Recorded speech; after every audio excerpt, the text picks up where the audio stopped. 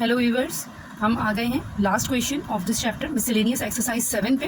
इसके अंदर total 4 question हैं। क्वेश्चन नंबर 1 MCQs है, question number 2 and 3 are very similar to those questions which we have already done in the exercise, तो वो उसकी solutions मैं अपलोड नहीं कर रही हूँ। अगर किसी भी स्टूडेंट को उसमें प्रॉब्लम है तो you can ask the solution in the comment section, तो फिर मैं वही पर्टिकुलर क्वेश्चन और सोल्यूशन अपलोड कर दूँगी। ठीक है, ये लास्ट जो क्वेश्चन है इसका क्वेश्चन नंबर 4, ये थोड़ा सा डिफरेंट लगा मुझे और थोड़ा सा टेक्निकल है, तो ये इसलिए मैं इसकी वीडियो अपलोड कर रही हूँ। क्वेश्चन में कह रहे हैं कि A, B and C are 3 collinear points. Collinear points का मतलब क्या है कि ये तीनों पॉइंट्स जो हैं वो एक ही लाइन के ऊपर लाई कर रहे हैं and B is the mid point of AC। ये हमें गिवन है बात कि B जो है वो AC का मिड पॉइंट है, ये हमें गिवन है। ठीक है, और AC के A के B के कोऑर्डिनेट्स गिवन है और कोऑर्डिनेट्स ऑफ C जो है that is XY that we need to calculate.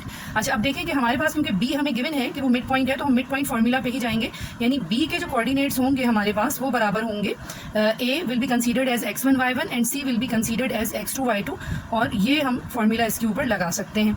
ठीक है, अब यहाँ सारी वैल्यूज डालें तो B के कोऑर्डिनेट्स हमारे पास है -1 एंड 7, और A और C को अगर हम x1 y1 और x2 y2 कंसीडर करें तो x1 plus x2 will be 3 plus x over 2 and y1 plus y2 will be 4 plus y over 2।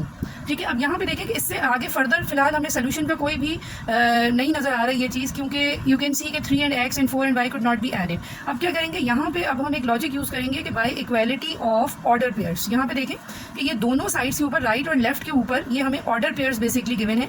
बीच में इनके कॉमा होता है और 2 कोऑर्डिनेट्स इसमें होते हैं, they are called order pairs. तो अगर ये ऑर्डर पेयर्स के बीच में इक्वल्स टू का साइन है तो then by the equality of order pairs the corresponding coordinates will be considered equal, यानी कि x coordinate of this one will be considered equal to x coordinate of the other side, और इसी तरह y coordinate of left hand side will be equal to y coordinate of the left right hand side.